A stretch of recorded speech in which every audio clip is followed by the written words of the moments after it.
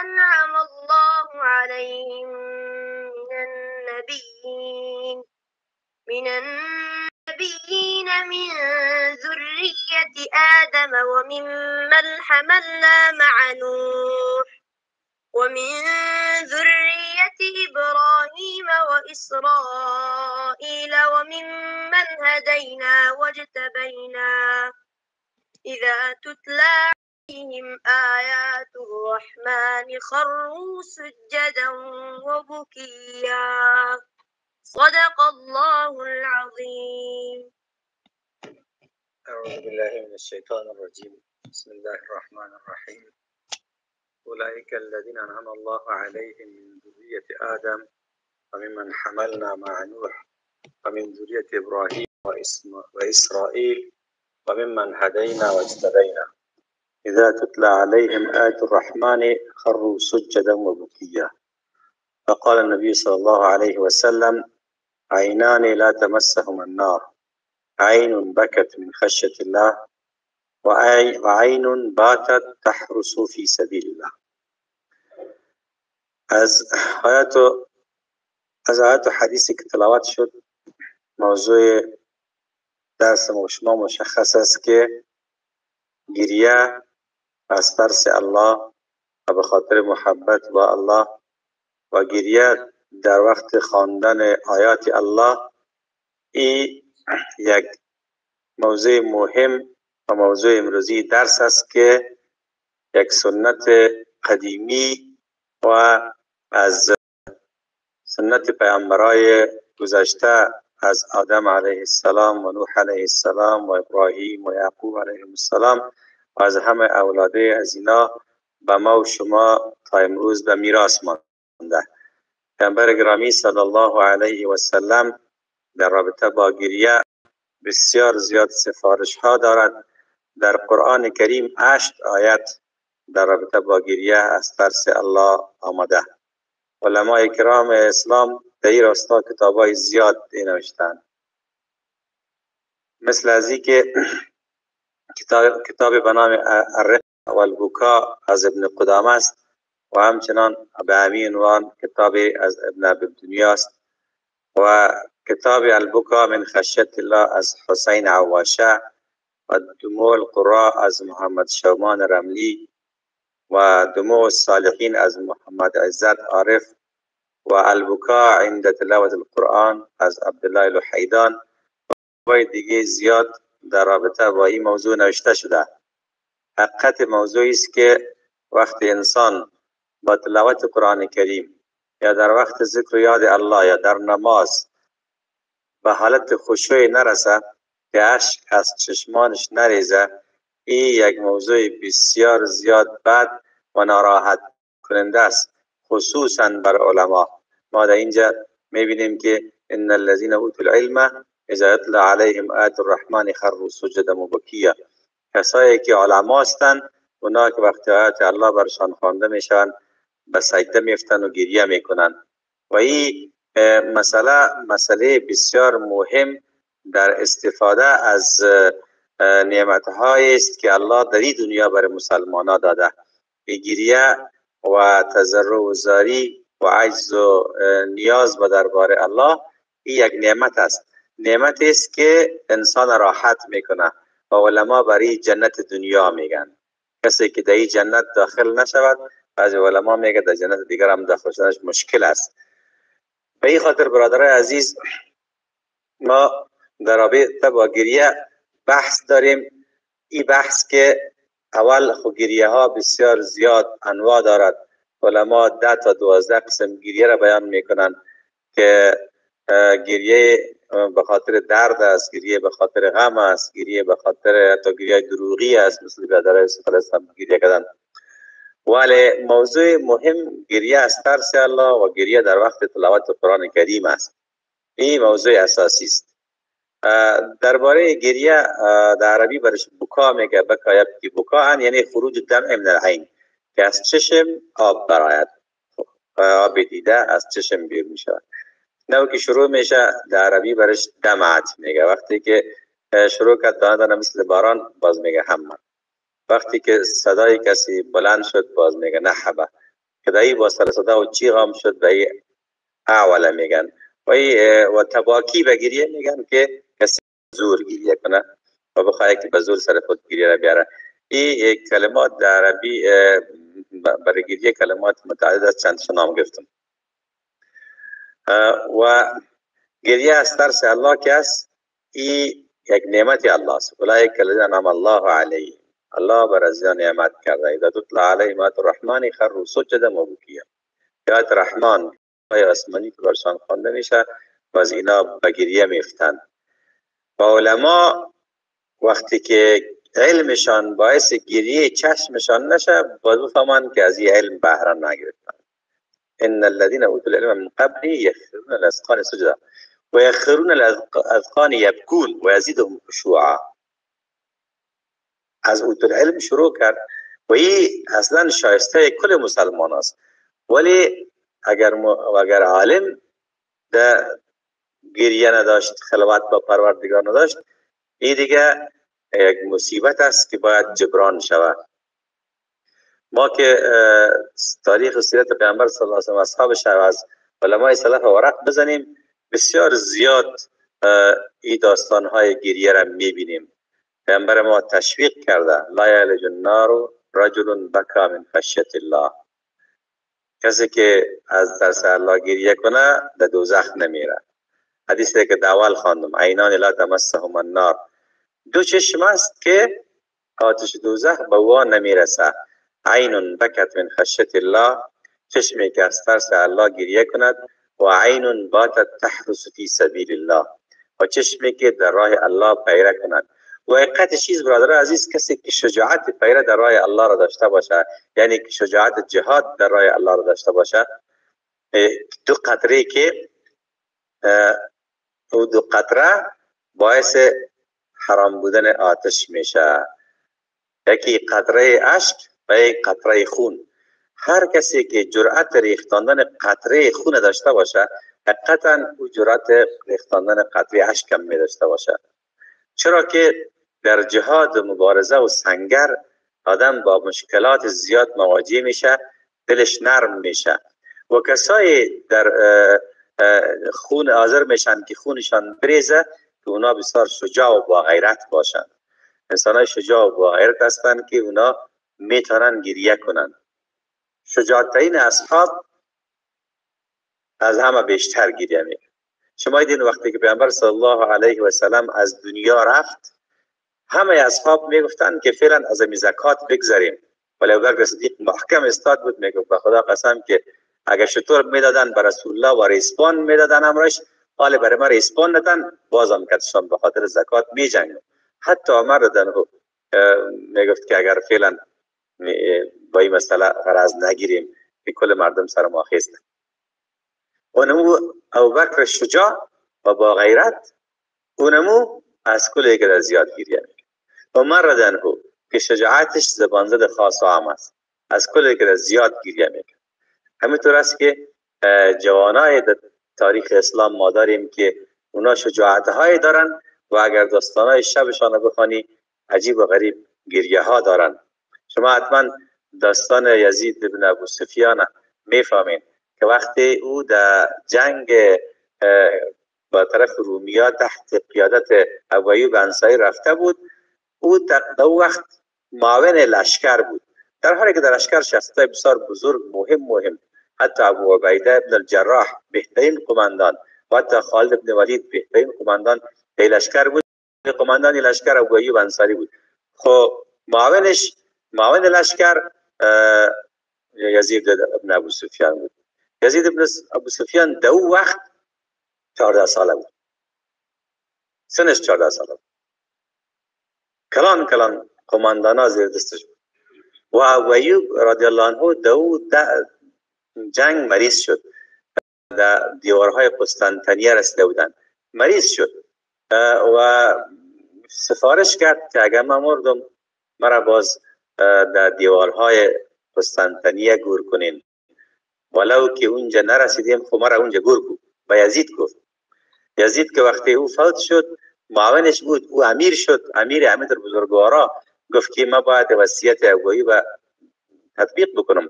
گرفته رفتش در خاک قسطنطنیه، در جای در خاک روم، در جایی که امپراتور است. او امپراتور گفتی کی است؟ چی میکنه؟ گفتی جامعه قبر میکنه. کی است؟ گفت ای کی است؟ یک تحقیرآمیز، چون بچه 14 ساله است آمده همه تا چیز کلش همه مایده گرفته، جنگ میدانش خاک دشمن آمده که ما چی میکنیم؟ ما اینجا قبر میکنم. برای کی؟ برای ابو ایوب. و ابو ایوب هم خود میفهمید که قماندان است. وقتی که گفتی کی از گفتن یزید بن ابو سفیان از حیران ماند. این ما قاضی میترسیم یک بچه است. گفت حالا چی میکنی؟ گفت قبر میکنم. گفتی صاحب رسول الله وصیت کرده ما دفنش میکنم. گفت دفنش کن. رفتیم میکشمش به سگام اندازمش. استاد بود از بس که قارش آمد در زمین ششت. یگان وقت قدم میشینه ششت. برش گفت اگر کشیدی ما در روی زمین یک رو میرم نمیمانم که زنده بگردم. همین تو با عصبانیت یک رو میرم نمیمانم که زنده بگردم.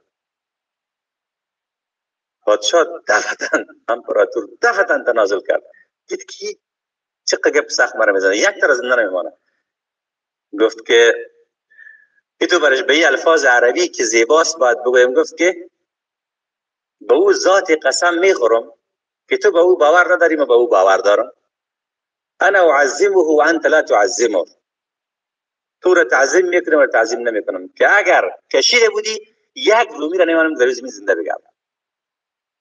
یک دم هم گفت که با عیسی ابن مریم قسم میخورم که اولین کسی که سر قبر ابویی پیره کنه خودم است. ما پیرهش برات میکنم برو بخوام. یعنی شجاعت نه به سن مطرح میشه، نه به تنها آمده ای که چند تا نفر جنازه را گرفته آمده، اجازه هم نگرفته که ما این یک برنامه داریم آمده دیگه. میگه قماندان صاحب گفته خلاص. این میتونه شخصیت ها را که ببینی، شبه هایشان که بخوانی، شبه های از یک کلش که عشق تیر شده.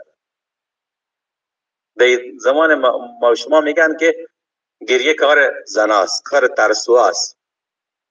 صحیح سو گریه ترس است، ولی گریه از ترس الله، شجاعت از، غیرت از. به خاطر است که یک قطره عشق به اندازه کله مگس برابر قطره خونی میشه که آدم از جان خود برای الله میریزانه. پیامبر صلی الله علیه و سلم میگه سبعة یظلهم الله فی ظله یوم لا ظل الا ظله. 7 کس الله زیر سایه خود در روز قیامت میگیره، روزی که دیگه سایه جز سایه الله نیست. از 7 کس باز میگه و رجل، و او مردی که ذکر الله خالیا، که الله را در تنهایی یاد بکنه، ففاضت عیناه، باز از عیناش، از چشماش اشک جاری شد. که تنها الله را یاد کنه باز از چشماش اشک بریزه. در تنهایی الله را یاد کردن و از چشم خود به اندازه کله یک مگس اشک کشیدن، این شجاعت است که به اندازه فتح زمین میاد. این بسیار غیرت کلام است و این یک طریقه است که در طول تاریخ بوده. هیچ وقت زمین انسان هایی که در دربار الله در تاریکی شب اشک میریختن خالی نشده. گریه های پیامبر صلی الله علیه و سلم بسیار بر ما روایت شده. مردم سر قبرستان جمع بودن. پیامبر صلی الله علیه و سلم گفت چی است؟ گفتن کسی را دفن میکنن. خودش هم خیست آمد در پولی قبر شش. باز اینقدر گریه کرد سر خود پایین گرفت که زمین تر شد. باز داخلش هم اینقدر گفت که یا اخوان لمثل هذا اليوم اعدوا، برای اینی روز تیاری بگیریم. اینقدر گریه پیامبر صلی الله علیه و سلم به آسانی برآمد و زمین تر میکرد، در حالی که رسول الله صلی الله علیه و سلم اولین کسی است که دروازه جنت میزنه. از ترس دوزخ گریه نمیکرد، به خاطر کسب مقامات جنت گریه نمیکرد، به خاطر تعظیم الله، به خاطر محبت با الله گریه میکرد. به خاطر هر کدامش که گریه کنی بسیار مناسب و شایسته است. یک سوال میگه که پیامبر صلی الله علیه و سلم به ما یک موعظه کرد، موعظه بسیار بلیغ، موعظه بلیغه، ظرفت منها العیون و وجلت منها القلوب. چشما اشک جاری شد و دلا نرم شد و گفت که لو تعلمون ما اعلم، اگر شما بدانه اون چیزی که من میدانم، فضحکتم قلیلا ولبکیتم کثیرا، بسیار خواهد گریستید و کم خواهید خندید. مگر فقط تا اصحاب رسول الله صلی الله علیه و آله وجوههم ولهم انین، اصحاب پیامبر سرای خود پیچاندن و گریهشان صدایش بلند شد.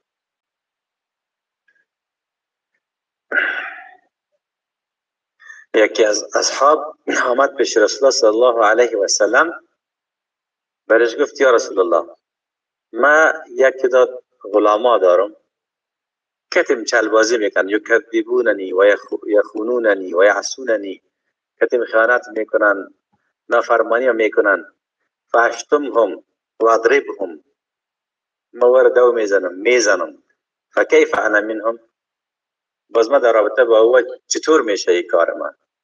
پیامبر صلی الله علیه و سلم گفت که محاسبه میکنه الله امروی، اگر به اندازه آزار اذیتی که به تو رسانده بودن زده بودی خلاص به خلاص، اگر کم بود خب به نفت است، ولی اگر زیاد بود الله جازه در روز قیامت از پیش حساب میگه. میگه یادم رفت گوشی مسجد گریه کرد تا که چیخش بلند شد. پیامبر صلی الله علیه و سلم خواستش برش گفت تو قرآن نمیخوانی؟ یعنی گپ مرا گالش چیزی نبود بره، قرآن نمیخوانی؟ الله در قرآن نگفته که وندع موازین القسط لیوم القیامه، ما ترازوهای انصاف در روز قیامت میمانیم. ترازوی انصاف یعنی که ترازوی عدالت، کسایی که بدده کسی ظلم کرده باشه اون رو محاسبه میکنیم.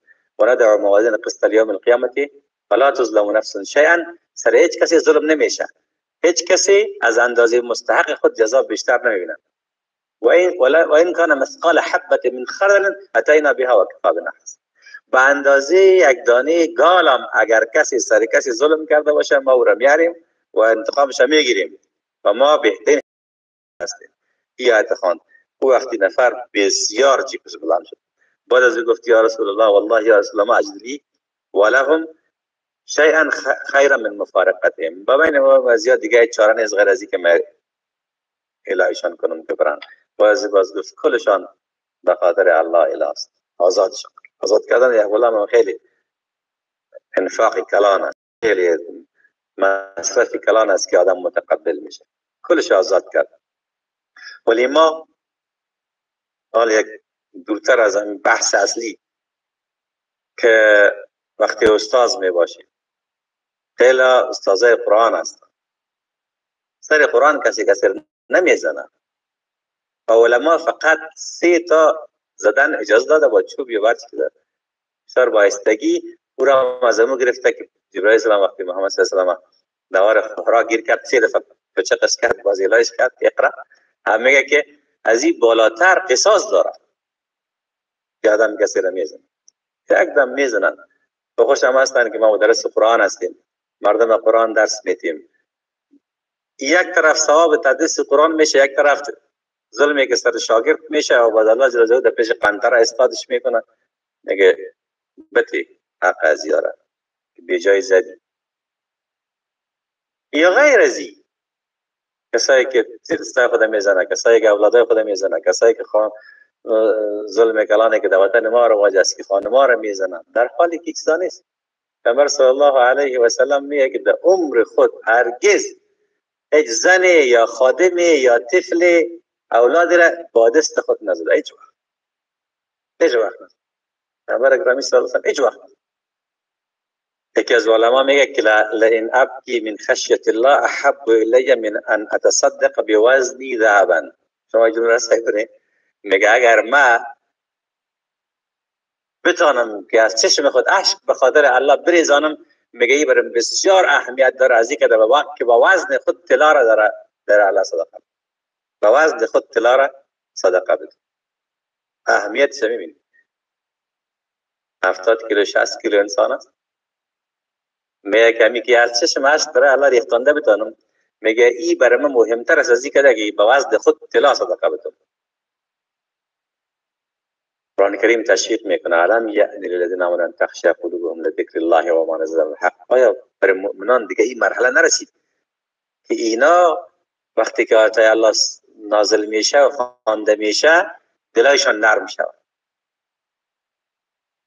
یاد خدا میشه دلایشان نرم شود. صحابی میگه 4 سال بعد از اینکه ایمان آوردیم الله ای را ناپرسان کرد، حالا وقت از نرسیده که دلایتان نرم شود. چه وقت نرم میشه؟ در چند سالگی نرم میشه.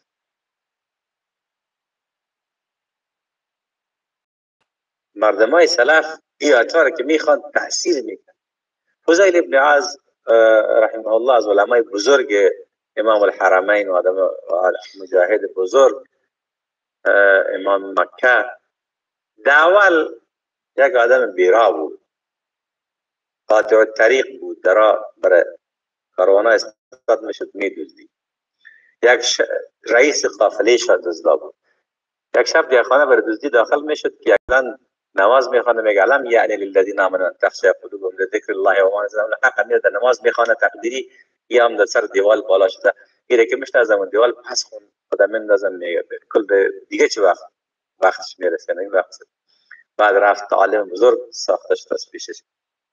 سرنوشت زندگی مردم یاد تغییر میده. برای هر مسلمان در هر ختم یا اثر از این آدم تیر میشه که میگه حالا وقتش نرسیده که دلت نرم شود، قلبت به خاطر الله نرم شود. بسیار مهم است که آدم در وقت تلاوت قرآن کریم گریه کنه و این آسان هم است. و وقتی که انسان قرآن با تدبر بخونه یا به تدبر گوش کنه، متوجه باشه به معنی و الفاظش.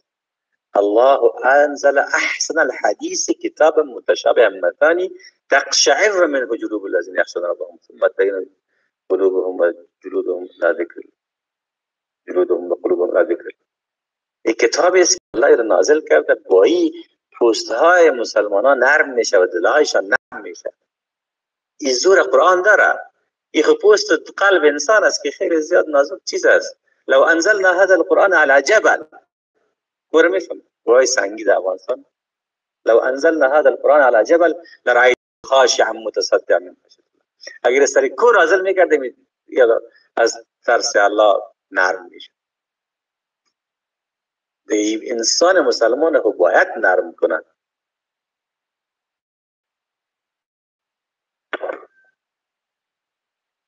وقتی آدم قرآن میخوانه اگر با فکر باشه، اگر با تدبر باشه، مثل از اینکه تو تصور کنه الله که ما گپ میزنه، مرا میگه یا ایها الذین آمنوا، مرا صدا داره. الله متعال الفاظی داره، هیچ کس نمیتونه خود از او کسی بگه لا اله الا محمد رسول الله، ده کلمه یا ایها الذین آمنوا شامل است. یا ایها الذین آمنوا بار بار تو راز کنگره عرش میزن سفیر. از عرش الله به تو میگه یا ایها الذین آمنوا، و تو هیچ توجه نداری به چی مصروف هستی، ندانمت که ده این دامگاه چی افتاد، نفهمده چی که ده این دام چی افتی که او را توجه نمی کنی. عبدالله بن صایب وقتی که سعد بن وقاص نبینه شده بود پیش شامه، گفت کی هستی؟ گفت عبدالله بن صایب. خوب خوش آواز کی هستی؟ بسیار قرآن که خوبش میهانی. گفت تیرم برات بگویم که ان هذا القرآن نزل بحزن، این قرآن برای ایجاد جگرخونی نازل شده، اندوه باید داشته باشه. فاذا قرأتموه فبکوا، وقتی میخواند گریه کنید. این را ما از پیامبرتان شنیدیم. فلم تبکوا فتباکوا، اگر گریه هم نامد به زور سر خود فشار گریه را بیارید. عبدالله ابن مسعود رضی الله عنه میگه که پیامبر صلی الله علیه و سلم مرا گفت که تلاوت کنم گوش بگیرم. میگه برش گفتم که من تلاوت کنم در حالی که بالای تو نازل شده، اقرا علیک و علیک انزل. میگه من خوش دارم که ان اسمعه من غیری، که دیگه کس بشنوم.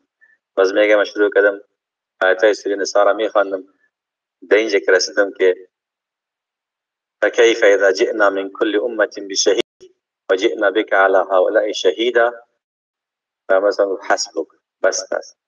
ما بالا سیکرم دیدم که اشک از شما پیامبر صلی الله علیه و سلم جاری است. یک صحابی دیگه عبدالله بن شخیر میگه در یک از جهادها در خیمه پیامبر صلی الله علیه و سلم شب رفتم کارش داشتم، دیدم که نماز میخوانه و فی جوفی عزیز که عزیز المرجل من البکا، و دلش میگه صدا میده مثل خود دیگ واری که وقتی میجوشه از شدت گریه. ابوبکر صدیق رضی الله عنه میگه کان رجلا بکاء لا یملک عینیه اذا قرأ القرآن. آدم بسیار گریش سریع بود که قرآن میخوان دیگه چشمه خود کنترل کنه نمیتونست. آمدن کفار قریش اعتراض گرفتن پیش عبدالمطلب، آمدن گفتن که ما بار بار از یا خواهش میکنیم که در حرم نماز نخوانه، بری یک جای گوشه بخوانی. سال اول بود. ابوبکر صدیق در خانه خود میخوان و داخل خانه خود در اولی خود یک جای جور کرده بود، دوجه نماز میخوان، صداش بلند میشد، گریه میکرد. زنا و اطفال مشرکین پشت خانه جمع میشدن، گوش میگرفتن. دیگه هم برای قریشی ها سخت تمام شد که طال خودتان هم در مسجد مردا میشونید در خانه کعبه، زنا و اطفال هم میشنه. برازی بود که صدای تا پخش. از اون روزای اول، این روزای اولش براتان گفت. حالا بیا یک روزه آخرش براتان میگویم. وقتی که پیامبر صلی الله علیه و سلم دیگه در مرضی که باز وفات شد که دیگه نمیتونست برای امامت در مسجد، حضرت عایشه گفت مور ابابکر فلیصلی بالناس، بری ابوبکر بگوی که او نماز بده. حضرت عایشه گفت که ابوبکر آدمی است که زیاد گریه میکنه، وقتی که در جای تو استاد شوه لا يسمع الناس من البكاء، از زیاد تسلط گریه سرش صدایش مردم نمیشنوه. بس پیامبر تاکید کرد که برین ابوبکر بگوین که نماز بده. اینم طور حتی کسایی که هنوز به قرآن ایمان هم ناورده بودن ولی حقانیت پیامبرا و دین اسلام میفهمیدن، دین ادیان الهی را میفهمیدن که قرآن برشان خوانده میشد، گریه میکردن. روزی که عمرو بن العاص آمد در حبشه که با خود جعفر بن ابی طالب و عمرو عایشه پس ببره پیش پادشاه حبشه که رفیقش بود، وی مردم ها مثلا مردم های خوب نیستن، گریختن از خانواده خودش آمدن در منطقه تو آزاد زندگی میکنن. یار ما بس پار که پس میبرم. گفت باش مرضیه بپرسم. باز خواستشان باز اونا استدلال کردن، گفت نه یا باشن اینجا یا غرض نه. باز صبح عمرو بن العاص آمد گفت امروز میرم نجاشی اگه میزنم که برای من ایرا رو باز میسپاره. آمد گفتی مردم در رابطه با عیسی بن مریم بسیار گپ خراب میشه. خوب عصبانی کرد. باز تلبیستشان دفعه خیلی ترسیدن اصحاب کرام که باز چی کرد یادم که آمدن گفت من خبر شدم که شما در رابطه با عیسی بن مریم بسیار گپ نادرست میزنین. او خوره بچه خدا و یکی از خدای سیگانه میگفتن. زودی که دایا بین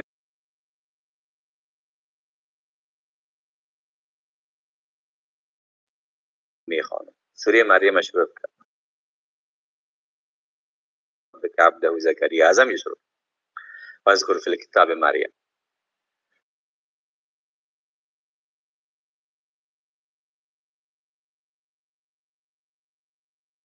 دیگریه میکرد کریشش در و بکا بطارقته و مو درباریای دیگهش که از علمای مسیحی کتشی بودن او هم گریه کرد.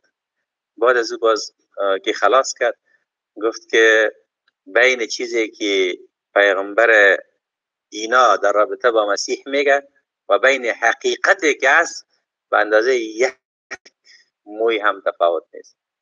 اینمی چیز اینمی درست و چیزی که یا خواندن و چیزی که به عیسی بن مریم نازل شد از یک مشکات نازل شده، از یک جای نازل شده و به این شکل یعنی نجاشی پیش از اینکه به قرآن ایمان آورده باشه با شنیدن قرآن گریه کرد. واقعا در قرآن یه اثر است که گریه دلهای را که با سکون و با فکر با توجه برش گوش بگیرن یا با توجه بخوانن گریهشان هم برای اصحاب کرام اینطور نبود غمشان که زود سپار را خلاص کنم، زود که دستور را خلاص کنم. میخواندن، تلاوت میکردن، تأثیر قرآن متوجه بودن. تا صبح به یک جمله کوتاه نصف یک آیت بعضیش کل نماز تیره میکرد. یک روز نافی قصه میکنه، میگه که عبدالله ابن عمر که هر وقت میخوان که ان تبدوا ما فی انفسکم او تخفوه حسبکم به الله گریه میگه، و یکی میخوان یوم یقوم الناس لرب العالمین بس گریه میگه. و یک روزی میگه یک گلاس آب سرد کسی بهش داد نوشید، که نوشید گریه کرد. کلگی پرسانش کرد که چرا گریه کردی؟ گفت یک آیت قرآن یادم آمد.